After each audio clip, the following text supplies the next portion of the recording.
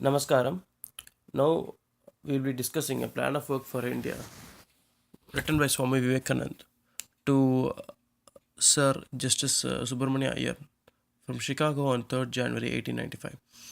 Sir Subramania Iyer is an important figure in Indian history because he was one of the founders of the Indian National Congress. He worked along with Annie Besant and founded the Home Rule movement. Swami Vivekananda had love, gratitude, and trust for Subramania Iyer. He respected Subramania Iyer's sincerity and knowledge. Swami Vivekananda uh, had a plan. His plan was to open a theological college and extend its scopes, like giving thorough education to young men, because the youth needed education. Education was to be given in different philosophies, Vedas, as well as religions of the world. At the same time, he wanted to make a paper, like a newspaper, in English and vernacular language. Basically, the idea here I see is that he wanted to do a Purva Paksha and develop an Uttar Paksha. In modern times, it can be like opening a new media establishment, TV channels, education institutes, social media channels, which is able to provide a dharmic worldview. Why a dharmic worldview? Every civilization needs a worldview. Why? Because the West uses an Anglo Saxon worldview or a drishti to define what it sees. China uses Confucian worldview. So the first thing India needs to do in the process of nation building is institution building. Huge, big things grow out of small things. Swami Vivekananda says Madras just now is following the golden mean by appreciating both the ancient and modern phases of life. The southern part of India has created many great men and saints actually. Shankaracharya, who developed Advaita, Ramanuja, who founded the Bhakti movement, Dr. C. Rajagopalachari, he was the first statesman of independent India. True to that fact, education is essential to develop any society. India needs a complete renovation in the society. How to do it? India has not done badly in the past. It has done good, but it must do better. From truth to higher truth. Now is the time to do better. From good. Speaking of truth, India, as many Indians perceive, and the world believe that India was always a poor and developing country. All that they thought was true only till 2001, until the study by Mr. Angus Madison came. India was one of the advanced economies till 1750. The British colonialism ruined India economically. Before 1750, 1 by 4th or every quarter of the wealth of the world belonged to India. That is why today China and India are not called emerging economies. They are re-emerging economies. That means the empire is striking back to reclaim its past glory. The socialism pursued by India after independence crippled its growth, and Professor Rajkrishna infamously said, it is called the Hindu rate of growth. It means the country is never fit for growth and development and will always require financial aid. This self demeaning of the nation is deep rooted in Indian policymakers and politicians today. But you cannot blame them because the 20th century was a century of poverty and scarcity. That needs to change.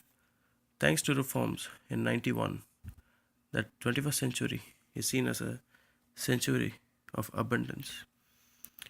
And India has come a long way in emerging as a top three economies for the future. So, as far as Swami Vivekananda says, we have done well. Now is the time to do better. So, how to do it? Strangely, Swami Vivekananda speaks about caste. Caste is a very sensitive issue in India. A question arises that, does the world end when caste is destroyed? That is being told by many old people. Basically, the word caste is derived from the Spanish word casta, meaning race, lineage, or breed. But in Sanskrit, jati means species. Species by nature symbolizes creation. Vichitrata means difference of variation in creation. Variation in jati is supported by many Vedas. I am one and I become many. This is in coherence with the Buddhist idea all is one, one is all. Difference or variation in jati or creation is diversity. As long as species are active and vigorous, they give birth to variations. It is similar to the concept of survival of the fittest. Maybe a theory of natural selection seems to provide a satisfying answer.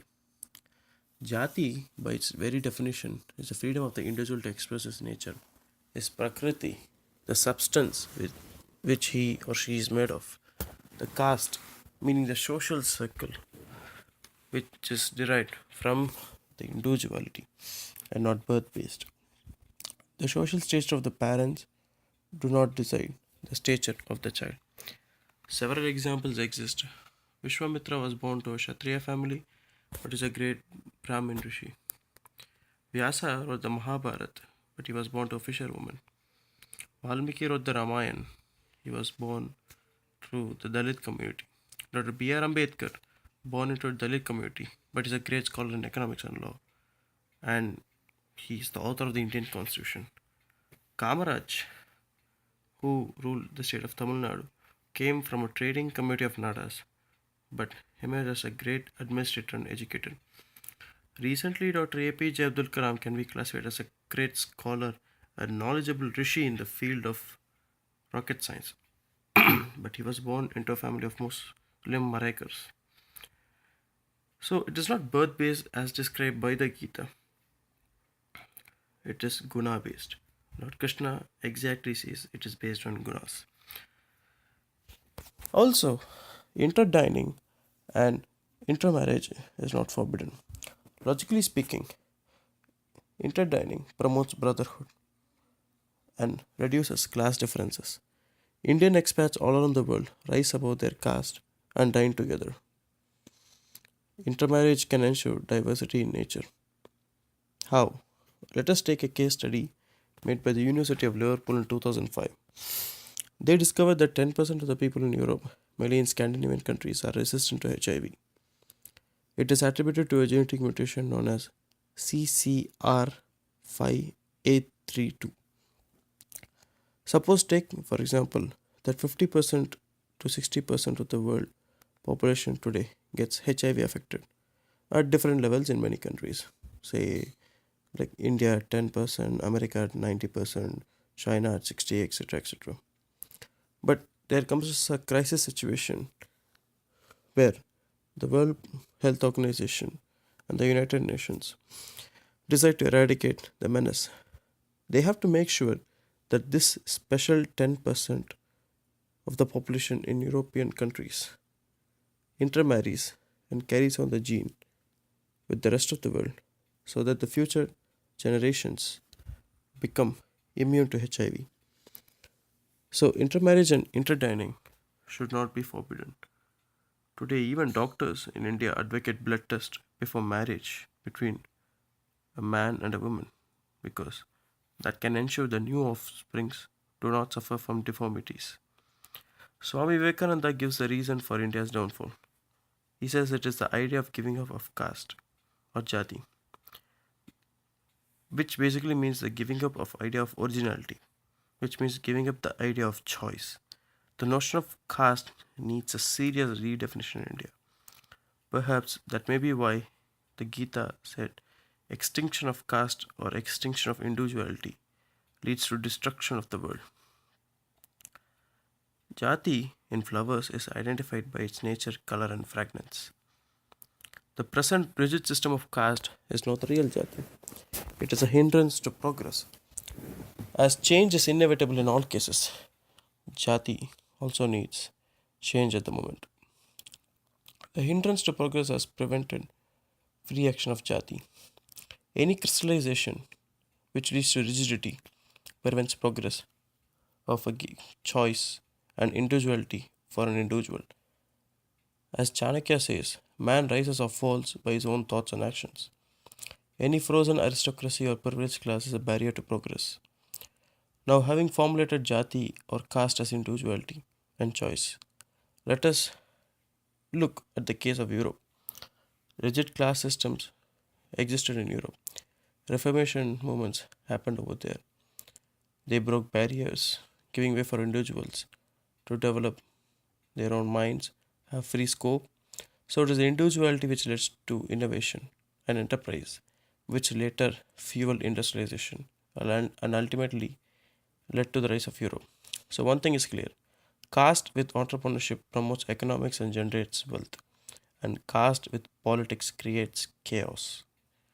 There are many living examples for both cases in India and also outside of India to bear testimony to this. America, for example, has the best scope of jati individuality. Communities and their individual identities are hugely respected. Asian communities in America are one of the wealthiest ethnic groups.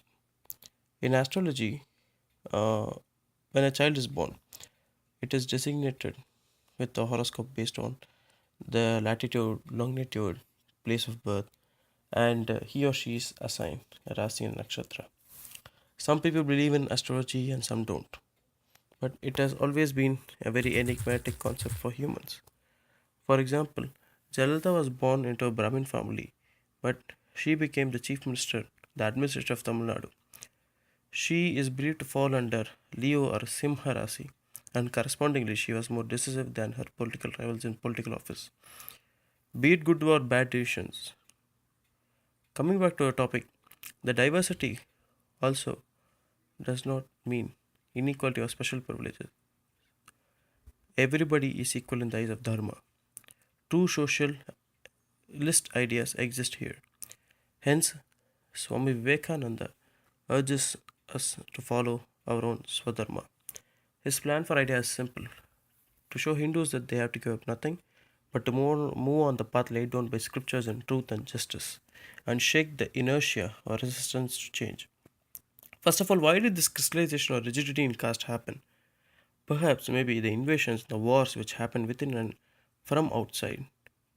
A rigid crystallized system could provide a solution to fight against the tyranny of the intolerant, because it was a life and death situation. But Swami Vivekananda cautioned that now we must move on our own path, not on the path of dissenters, because foreign borrowed ideas like socialism have not produced fruitful results for us. Swami Vivekananda says the building of the nation is not complete and it is unruly. During the years of oppression, the building had to be stopped. Once the building is finished, it will look beautiful. Swami Vivekananda is thoroughly convinced of this. Swami says every nation has a main current in life. For India, it is religion. It needs to be strong. It is required to balance materialism and spirituality. Materialism without spirituality leads to unsatisfactory feelings, a hollowness. Spirituality without materialism will not take us long. A well fed stomach and a well informed mind is essential. Swami Vivekananda expected help from America alone during his stay in the United States. In modern times, Indo US relations are essential in many fronts because both are strong nations, nuclear powers, economically well performing, and above all, secular democracies. Thank you all for listening patiently. Please write your comments and thank you all once again.